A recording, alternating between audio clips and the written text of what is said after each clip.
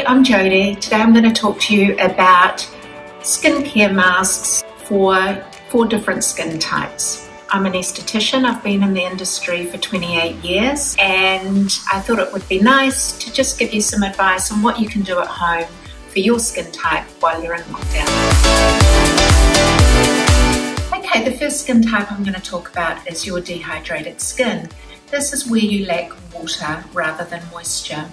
A really good ingredient for dehydrated skin that you'll find in your cupboard at home is milk powder, or if you've got it, baby formula.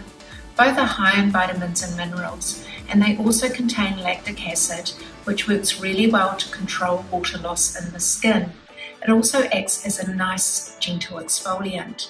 So what I recommend you do is grab a 1/4 cup of either your milk powder or your baby powder, mix it into a nice smooth paste with filtered water, smooth over the skin, leave on for 5 to 10 minutes, and then rinse clear. The second skin type I want to talk about is your dry skin. A really good ingredient that you've probably got at home for dry skin is your humble avocado. It's high in essential fatty acids and really good for locking the moisture into the skin. What I recommend you do is halve your avocado, mash it into a nice paste, and then mix in a tablespoon of honey. Manuka honey is best, but any honey will be fine at a pinch. Honey is really high in vitamin C. Vitamin C is not only going to help with moisture loss for a dry skin, but it's also really good for strengthening the skin and for preventing wrinkles.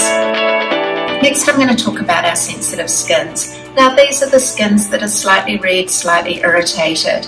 If your skin really reacts to absolutely everything you put on it, I don't recommend that you use a homemade mask. However, if you are just feeling a little bit aggravated or a little bit inflamed, I recommend that you pull the honey out of your kitchen cupboard. Honey is high in vitamin C. Vitamin C is anti-inflammatory and it's really strengthening, so it's going to support the capillary walls and take away some of that redness. Just use a tablespoon or so. You can gently heat it if you want to make it a bit more pliable, and simply smooth it over your skin. Leave it on for 5 to 10 minutes and rinse off. My last skin type that I'm going to talk about is your oily skin.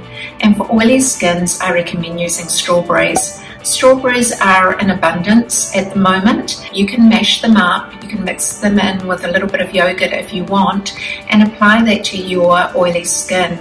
It has a natural antibacterial property in it, and it's really good for controlling the sebum in the skin.